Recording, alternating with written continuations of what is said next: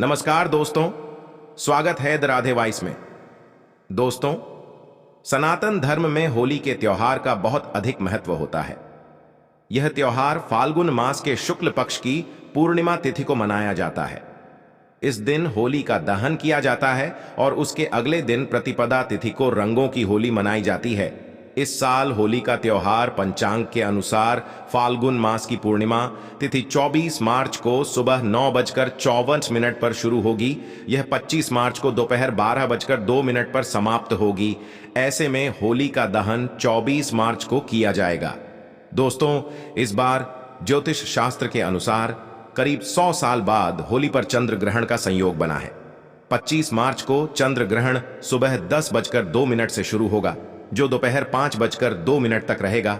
इस दिन सूर्य राहु मीन राशि में, शुक्र मंगल और शनि कुंभ राशि में विराजमान होंगे। ग्रह नक्षत्रों की शुभ स्थिति, कई राशियां लाभान्वित होंगी। दोस्तों, होली का दहन आध्यात्मिक दृष्टिकोण से बहुत ही महत्वपूर्ण माना जाता है।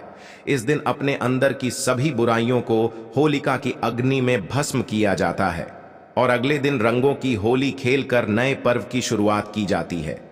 प्राचीन कथा के अनुसार होलिका हिरण्यकश्यप नामक रक्षा की बहन थी। हिरण्यकश्यप अपने पुत्र प्रहलाद को नष्ट करना चाहते थे, क्योंकि भक्त प्रहलाद भगवान श्री हरि विष्णु जी की भक्ति करते थे। हिरण्यकश्यप कई बार प्रहलाद को मारने की कोशिश की, लेकिन वह असफल रहा। फिर एक दिन हिरण्यकश्यप अपनी बहन होलिका को प्रहलाद को मारने का कार्य सौंप दिया। अपने भाई की आज्ञा मानकर होलिका ने एक अग्नि प्रकट की और प्रहलाद को लेकर उस अग्नि में बैठ गई।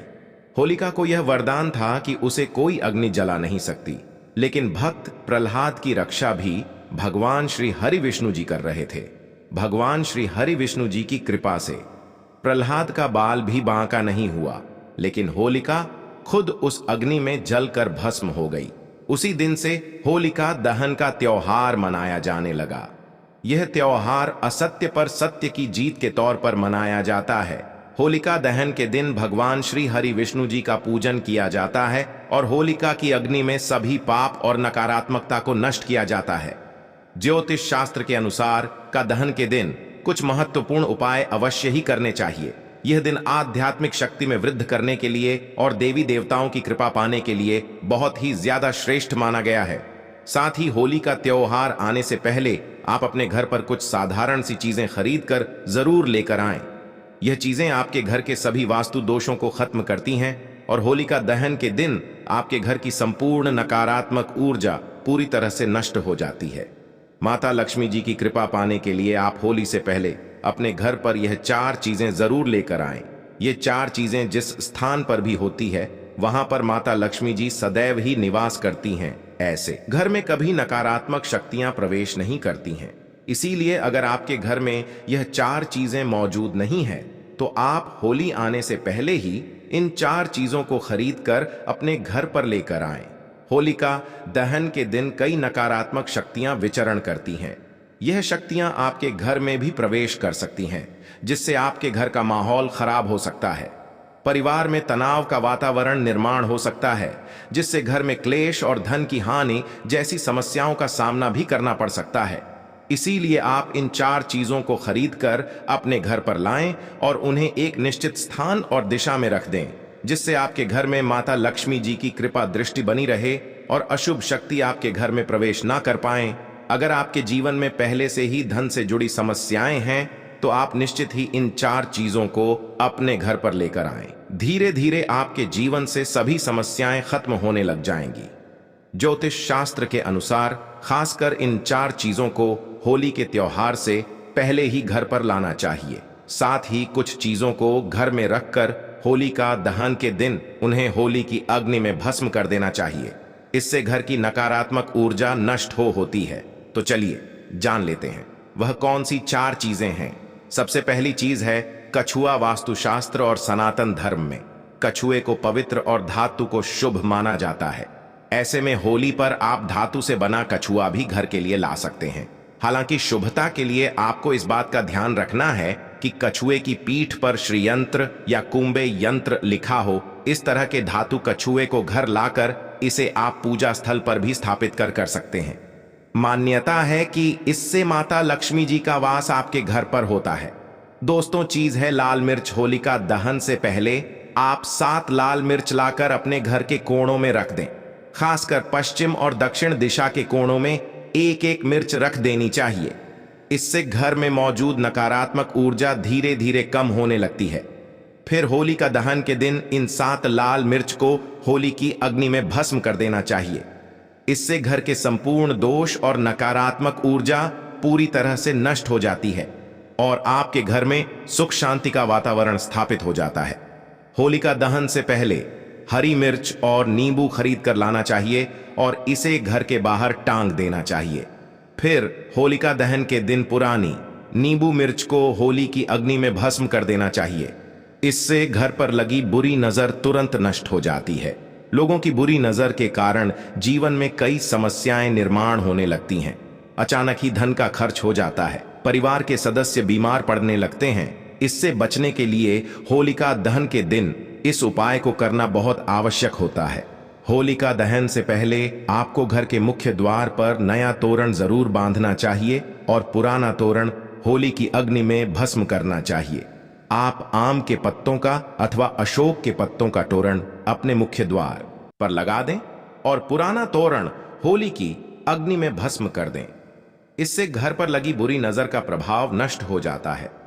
घर के मुख्य द्वार पर आम की पत्तियां लटकाने से घर में प्रवेश करने वाले हर व्यक्ति के साथ सकारात्मक ऊर्जा घर में आती है, जिससे घर में सुख भी समृद्धि बढ़ती है। आम के पत्तों का तोरण मुख्य द्वार पर लगाने से सभी मांगलिक कार्य निर्गुण पूरे हो जाते हैं। बुरी शक्तियां एवं नकारात्मक ऊर्जा भी शुभ कार्य में बाधा नहीं डाल पाती हैं। इसलिए दरवाजे पर आम के पत्तों को लटकाना शास्त्रों के अनुसार बहुत ही शुभ माना गया है। घर में धन की आवक बढ़ाने के लिए और माता लक्ष्मी जी की कृपा पाने के लिए आप होली से पहले एक जल से भरा पात्र घर की उत्तर पूर्व दिशा में रख दें और इस पत्र में थोड़ा सा नमक डालकर रखें। यह घर के अंदर की सभी नकारात्मक ऊर्जा को सुख लेता है। होलिका दहन के दिन जिस स्थान पर होलिका दहन की अग्नि जलाई जाएगी, उस स्थान पर यह जल छिड़क दे अथवा स्थान को इस जल से साफ करें। इससे घर की सभी नकारात्मक ऊर्जा नष्ट हो जाएंगी। इस उपाय से आपके घर में सुख समृद्धि बढ़ती है और धन का आगमन होता है। वास्तुशास्त्र में बांस का विशेष महत्व होता है। यह नकारात्मक ऊर्जा को सोख लेता है। इसे घर में रखने से नकारात्मक शक्ति नष्ट हो जाती है। ऐसे में होली से पहले घर पर बांस का पौधा जरूर लेकर आएं और इसे उत्तर अथवा पूर्व दिशा में रख दें। इससे परिवार के सदस्यों की सेहत में सुधार आता है और सकारात्मक वातावरण का निर्माण होता है। होली आने से पहले आप भगवान नरसिंह की तस्वीर जरूर लेकर आएं। नरसिंह भगवान श्री हरि विष्णु जी के अवतार माने जाते हैं। उनकी तस्वीर घर में लगाने से संकटों का नाश होता है और घर में सुख शांति बनी रहती है। ध्यान रहे, नरसिंह भगवान की बैठी हुई आशीर्वाद देती हुई तस्वीर लगानी चाहिए उनके क्रोध रूप की, जिसमें वे हिरण्यकश्यप का वध कर रहे होते हैं। ऐसी तस्वीर को नहीं लगाना चाहिए। वास्तुशास्त्र में इसे शुभ माना गया है। होली से पहले आप 21 गोमती चक्र जरूर लेकर आएं और होलिका दहन के दिन इन्हें माता लक्ष्मी जी के सामने रखकर इनकी पूजा करें और एक लाल वस्त्र में बंधकर इन्हें तिजोरी में रख दें। इससे धन में वृद्धि होती है। होलिका दहन से पहले आप एक सूखा हुआ नारियल खरीद कर लाए और उस नारियल पर स्वास्तिक का चिन्ह बनाकर अपने घर में रख दे। फिर होलिका दहन के दिन नारियल को होलिका की अग्नि में रखकर उसे परिवार के सभी सदस्यों को खिला दें। इससे जीवन में चल रही सभी समस्याएं खत्म हो जाती हैं। होली की अग्नि की राख का भी ज्योतिष शास्त्र में बहुत ज्यादा महत्व होता है। होलिका दहन की राख को अपने शरीर पर लगाने से रोगों का नाश होता है। इस राख को घर में चारों ओर छिड़क दें। इससे घर से नकारात्मक ऊर्जा नष्ट होती है। साथ ही पानी में थोड़ी सी राख मिलाकर इससे पोंछा लगाने से नकारात्मक ऊर्जा दूर होती है। अगर आपको नौकरी और कारोबार में परेशानी आ रही है, धन का नुकसान हो रहा है, तो आप मिट्टी के 3 दियों में तिल, सबूत, धनिया, पीली सरसों, नमक डालकर होलिका की अग्नि के समीप रख दे। इससे जीवन में चल रही परेशानियां, कष्ट, संकट धीरे धीरे खत्म होने लगेंगे।